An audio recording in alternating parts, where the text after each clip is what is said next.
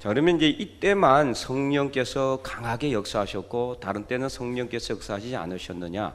그건 절대 아니죠. 성령 강림의 역사는 이전에도 있었고, 그리고 그때도 있었고, 이후에도, 그리고 지금까지 오늘도 우리와 함께 하심을 믿습니다. 다만 사도행전 2장에 나오는 성령 강림의 역사는 이 예수님이 이제 부활 승천하신 후에 제자들이 남아서 복음 사역을 감당하고 그리고 교회를 이제 든든하게 세워가기 위해서는 성령님의 이렇게 도우심이 절대적으로 필요한 상황이었기 때문에 오순절 성령 강림의 역사를 가시적으로 보여줌으로 제자들로 하여금 성령 하나님께 의지할 수 있도록 하기 위한 하나님의 조처라고 볼 수가 있습니다. 사도행전뿐만 아니라 성령 강림의 역사, 또 성령의 역사는요, 구약에서도 상당히 많이 나와 있습니다. 하나님의 영이 임하고 하나님의 영이 함께하고 그런 내용이 아주 많이 나와 있죠. 특히 창세기 1장에 보면은 천지를 창조하실 때에도 하나님의 영은 성령께서는 함께 하셨어요. 그래서 창세기 1장 1절과 2절을 보면 이렇게 기록되어 있죠. 태초에 하나님이 천지를 창조하시니라. 그때 땅이 혼돈하고 공허하며 흑암이 깊음 위에 있었지만 그때 하나님의 영이 어디 위에? 수면 위에 운행하시니라. 여기서 하나님의 영 바로 어떤 분입니까? 성령 하나님을 의미해요.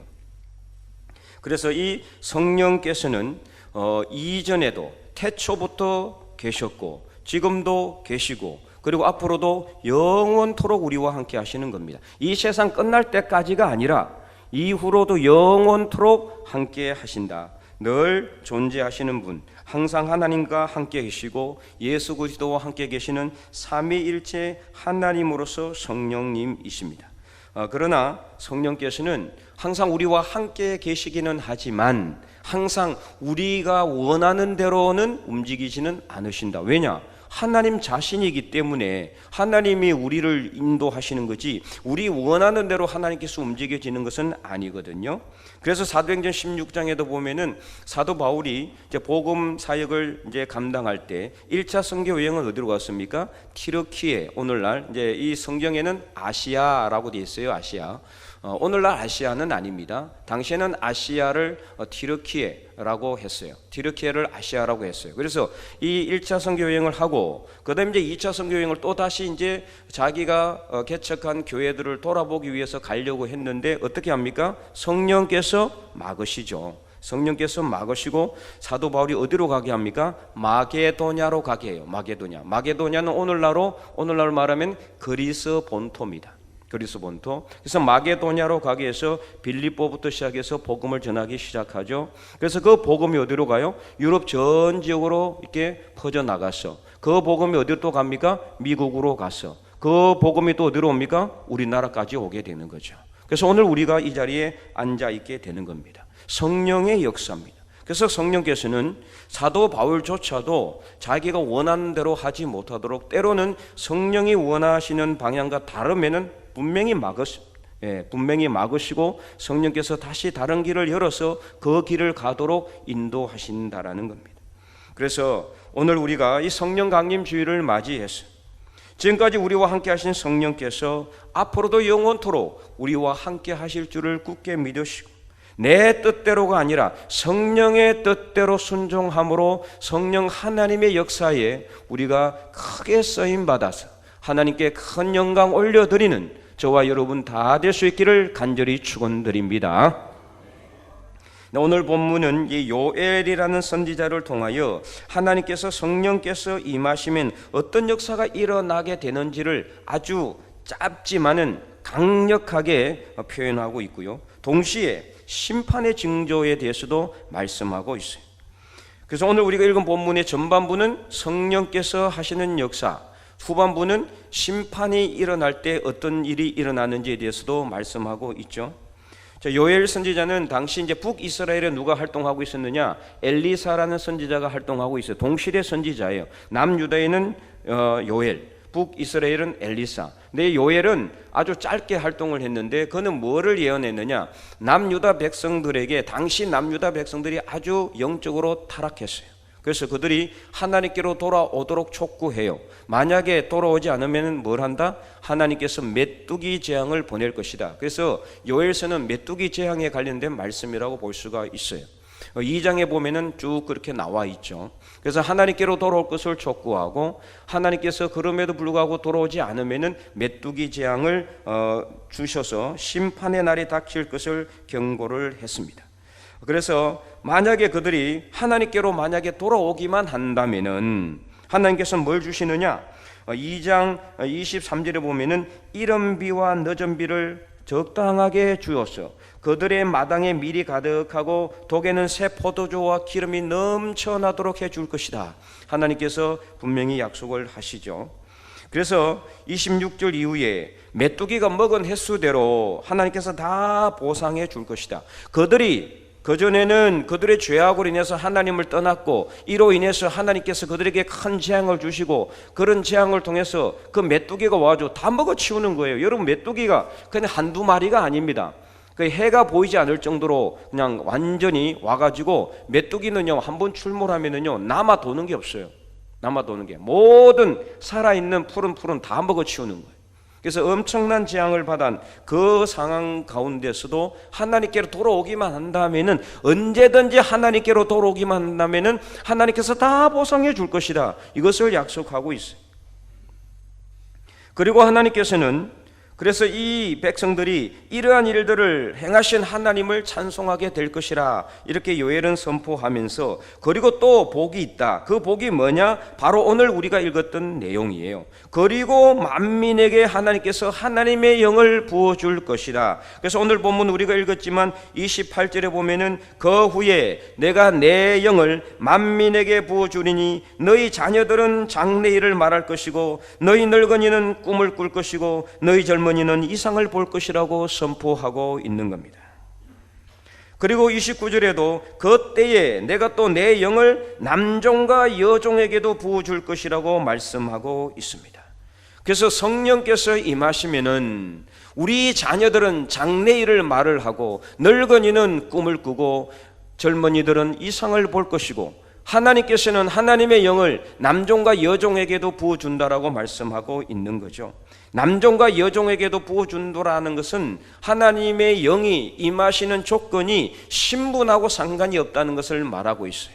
그리고 너희 자녀들, 그리고 늙은이, 그리고 젊은이, 이렇게 계층을 구분해 놓은 것도 하나님의 영은 누구에게든지 임하신다. 누구에게든지 남녀노소, 직업의 기천에 차별이 없이 하나님의 영은 누구에게나 임한다. 2살짜리 3살짜리 아이에게도 성령께서 임하실 수가 있어요. 내일 곧 돌아가실 우리 어르신들에게도 성령께서는 임하실 수가 있는 겁니다. 그러므로 성령이 임하시는 조건은 따로 없다. 이따가 다시 말씀을 드리겠지만은 그 조건 외에는 없습니다.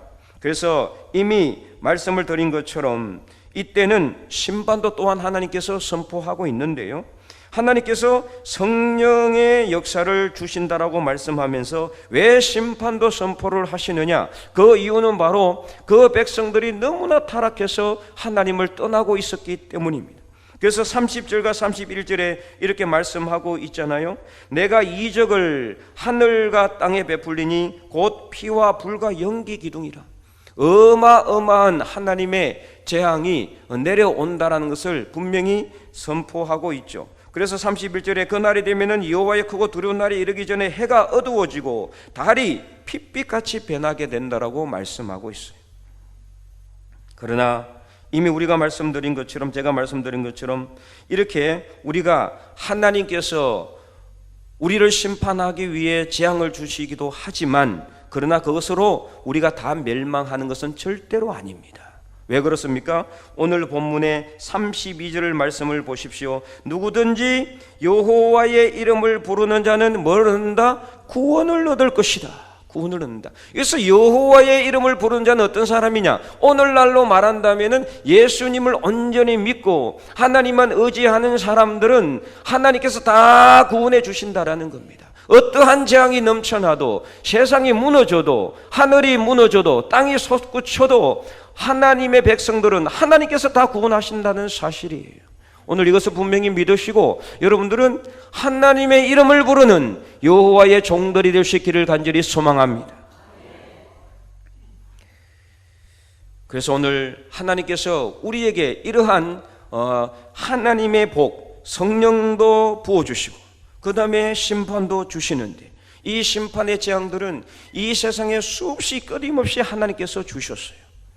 이 세상에 일어나는 모든 천재지변까지 포함해서 갑자기 일어난 여러 가지 재앙들, 또 불이라든지 이런 화재 같은 것이라든지 모든 것들은요 다 하나님의 섭리 안에서 일어나는 일들이에요. 우연히 일어나는 일은 절대로 없습니다. 누가 일부러 불을 질렀다고 해도 그것은 하나님의 뜻으로 이루어지는 거예요. 전혀 하나님 없이 이루어지는 일은 하나도 없다. 그렇기 때문에 최근에 우리 가운데 있었던 여러 가지 재앙들, 여러분 얼마나 많은 재앙들을 우리가 끊임없이 계속해서 겪었습니까? 몇 년 전에 코로나 재앙으로 인해서 정말 수많은 사람들이 죽어나갔죠.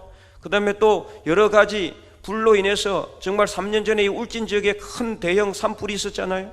그리고 끝나자마자 또 극심한 정치적인 혼란이 있었잖아요. 그리고 올해는 또 경북 북부 지역 중심으로 대형 산불들이 일어났잖아요. 수많은 재앙들이 끊임없이 우리를 찾아왔습니다. 이 모든 것들이 뭘 의미하느냐? 하나님이 우리에게 복도 주시지만 심판도 주신다. 이것을 분명히 말씀하고 있는 거예요. 그러므로 우리는 복을 주시는 하나님만 바라보지 마시고 심판도 주시는 하나님, 재앙도 내리시는 하나님을 바라보며 두렵고 떨림으로 우리의 구원을 이루어 하나님만 바라보고 믿고 의지하는 하나님의 백성들이 될 수 있기를 간절히 소망합니다. 그러나 절대 두려워할 필요는 없다. 오늘 아까 읽었지만 32절에 누구든지 여호와 이름을 부르는 자는 구원을 얻는다 그러잖아요. 하나님께서는요 우리에게 뭐를 주기를 원하실까요? 오늘 본문에는 하나님의 영을 부어주시고 읽지는 않았지만은 우리가 26절 8절 이전의 내용은 다 복에 대해서 하나님께서 선포하고 있거든요. 하나님은 복도 주시지만 이렇게 또 재앙도 주시는데, 그럼 도대체 하나님은 뭐를 주시기를 원하시느냐? 하나님은 우리에게 심판을 주기를 원하시는 분이 아니라 하나님은 우리에게 복을 주시기를 원하시는 분임을 믿어야 합니다. 그래서 오늘 우리는 하나님이 우리에게 복을 주신다, 여기에 우리는 집중해야 되는 거예요. 그래서 하나님은 우리에게 복을 주는데 어떤 복을 주시느냐? 우리 오늘 결론적으로 하나님은 하나님의 영을 부어주신다라고 말씀하고 있어요. 하나님께서 우리에게 복을 주시는데 물질의 복도 주시고 건강의 복도 주시고 자녀들의 복도 주시고 여러 가지 복을 주시잖아요. 이 모든 복 중에서 가장 큰 복은 무슨 복일까요? 성령을 부어주시는 복입니다. 이보다 더 큰 복이 없어요. 그래서 마지막에 이것을 말씀하고 있는 거예요.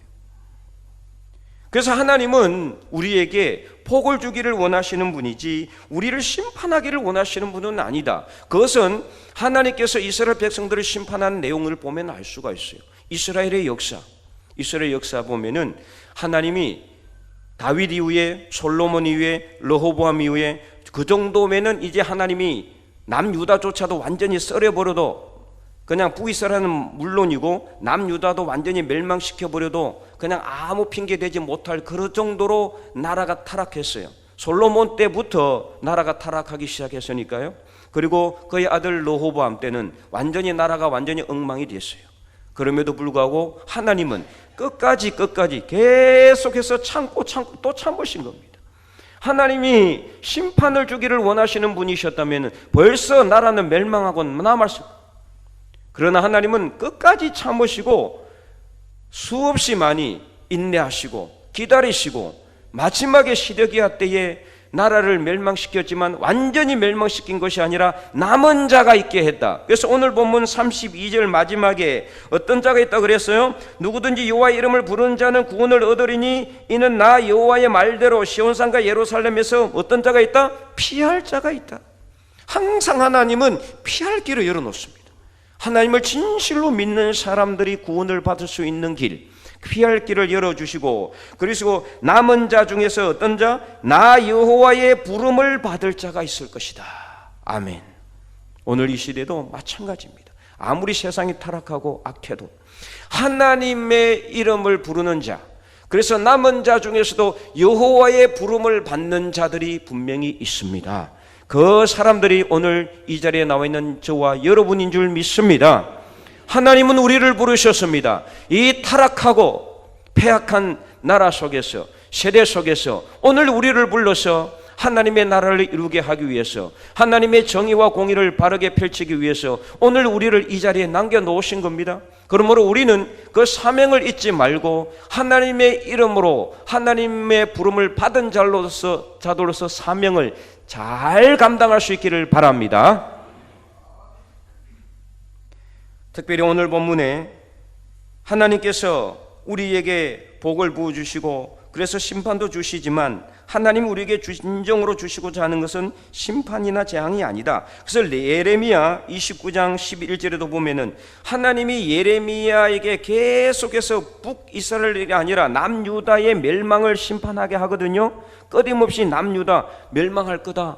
그러니까 바벨론에 항복해라. 이것을 끊임없이 선포하게 해요. 하도 하니까 나중에 어떻게 해요? 고관 대작들이 다 이 예레미야를 미워하는 거예요. 자꾸 막 나중에는 어떻게 해요? 죽이려고까지 했어요. 구덩이에 빠뜨렸어요. 감옥에 가둡니다. 왕도 안 믿는 거예요. 시드기야 왕도 예레미야를 불러가지고 야 하나님이 뭐라고 하시더냐? 하나님이 항복하러 갑니다. 그러면 어떻고도 또 전혀. 그래서 끊임없이 예레미야는 이 나라의 멸망을 선포를 했어요. 나라의 멸망을 선포했지만 그러면은 하나님은 예레미야를 통해서 남유다를 멸망시키기를 원하시는 분이냐? 절대 그렇지가 않다. 예레미야 29장 11절을 우리 다 함께 한번 읽어보도록 할까요? 여호와의 말씀이니라.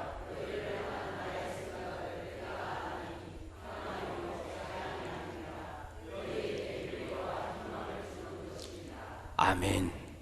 그렇죠? 재앙이 아니에요.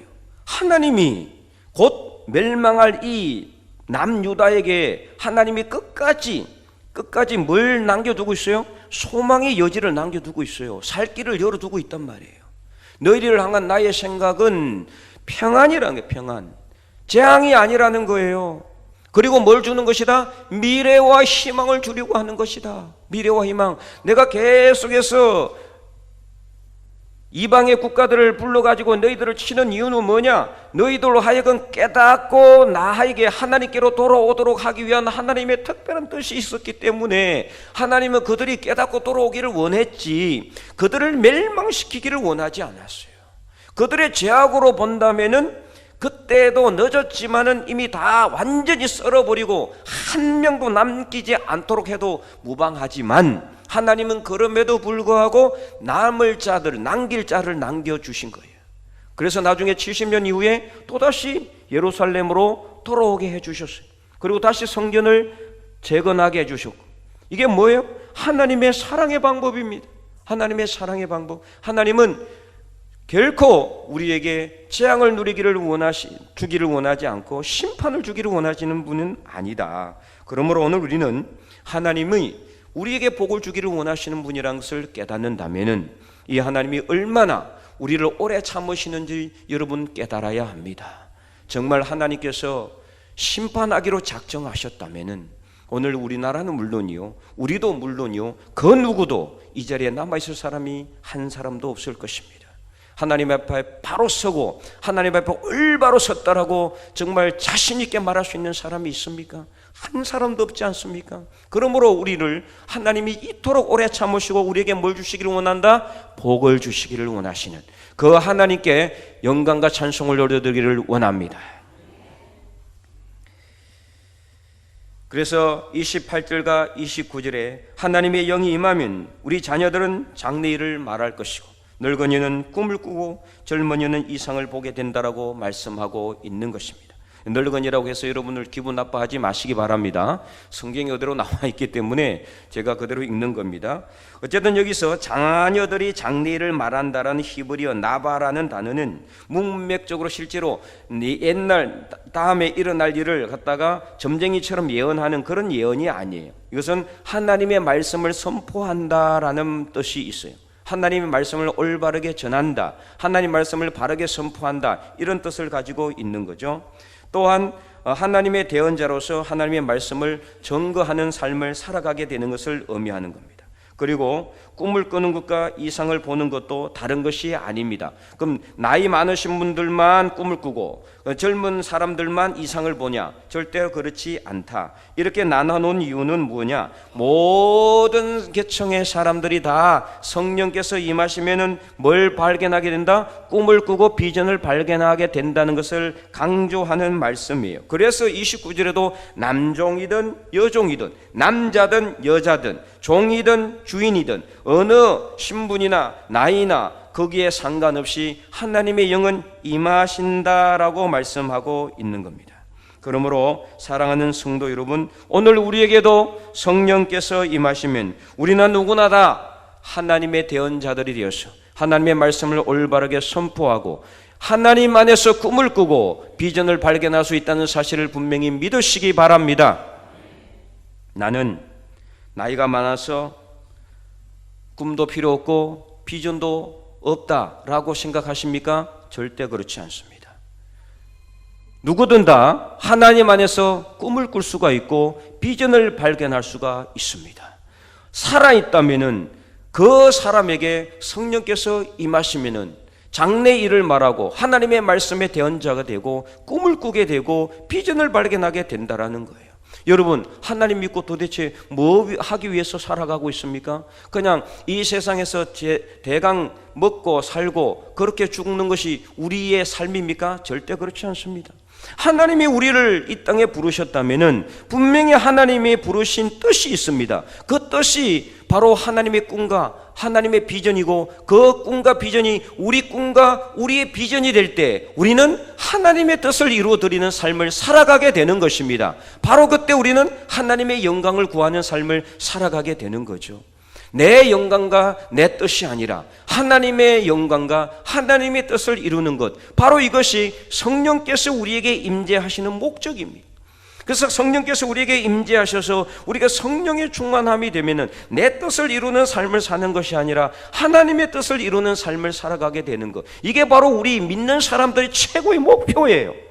내가 이 땅에서 잘 먹고 잘 사는 것, 내가 높은 권력을 가지고 내가 뭔가 권력을 휘두르고 사는 삶, 내가 돈을 많이 벌어가지고 내가 의시되면서 사는 삶, 이게 우리의 뜻이 우리의 목적이 아닙니다. 하나님이 우리에게 주신 하나님의 꿈과 비전을 여러분들이 말씀을 통해서 발견할 수 있기를 바랍니다. 그래서 성령께서 우리에게 임하시면 우리는 모두 하나님 안에서 꿈을 꾸고 비전을 발견하게 된다. 그래서 하나님 안에서 누구든지 성령께서 임하시는 삶을 살아가면 되는 것입니다. 그러므로 오늘 우리가 어떤 사람에게 그러면 성령이 임하시느냐? 도대체 성령의 충만히 임하시는 사람은 누구냐? 여러분들에게 설명을 드렸죠. 2023년 성령의 능력이 충만한 교회라는 표어로 제가 말씀을 여러 번 전할 때 계속해서 여러분 귀에 못이 박히도록 말씀을 드렸습니다. 그럼 어떤 사람에게 성령이 임한다고 하고 있습니까? 첫째는 성령 임재를 충만하게 사모하는 사람에게 성령이 임하신다. 여러분 이것을 분명히 알아야 되죠. 자, 오늘 본문에 보면은요, 만민에게 성령께서 임하시고 남종이든 여종이든 성령께서 임하신다고 그러는데, 그러면은 다 성령이 임하셔야 되는 거 아니에요? 맞습니까? 맞습니다. 그러나 성령께서는 임하지만 그 성령을 받는 사람은 아니다.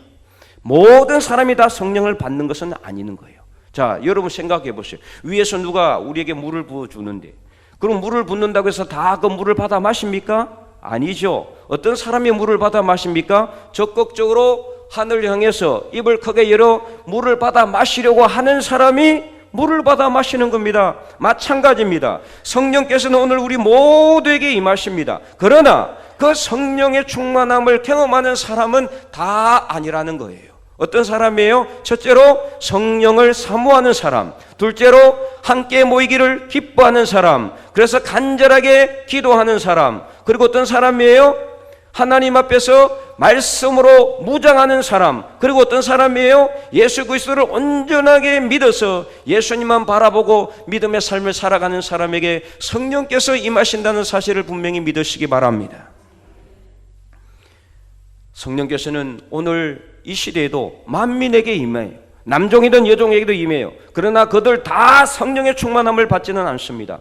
하나님의 말씀대로 무장하지 않는 사람, 성령을 사모하지 않는 사람, 함께 모이기를 기뻐하지 않는 사람, 간절하게 기도하지 않는 사람, 예수님의 이름을 온전히 바라보지 않는 사람, 예수님의 십자가를 의지하지 않는 사람에게는 절대로 성령께서 임재하지 않으십니다. 아무리 내려와도 받지를 못하는 거예요. 성령께서 이 자리에 계셔도 받을 수가 없어요. 체험을 못해요. 깨닫지를 못하는 거예요. 영적인 눈이 가려있기 때문이에요. 저 사람은 왜 성령이 충만한지, 저 사람은 늘 보면 성령 충만해서 그냥 웃고 그냥 힘있게 믿음의 삶을 살아가는데 나는 매일 이렇게 열심히 예배드리는데 왜 성령 충만하지 않을까? 여러분 잘 생각해 보세요. 내가 간절히 성령을 사모했는지, 함께 모이기를 기뻐했는지, 간절하게 기도했는지, 하나님의 말씀으로 무장했는지, 예수 그리스도를 올바르게 믿고 예수님을 굳게 붙들고 의지했는지 여러분 자신을 점검해 보시기 바랍니다. 그러면 답이 나오게 돼 있어요. 그러므로 사랑하는 성도 여러분, 거듭 말씀을 드리지만 성령의 임재를 간절하게 사모하시기 바랍니다. 그리고 함께 모이는데 열심을 내시고 간절하게 기도하시기 바랍니다. 그리해서 하나님의 말씀으로 무장하고 예수 그리스도를 온전히 붙들고 믿고 의지하며 십자가를 바라보며 이 믿음의 길을 부지런히 달려가서 우리 모두가 다 성령의 충만함을 경험할 수 있기를 간절히 소망합니다.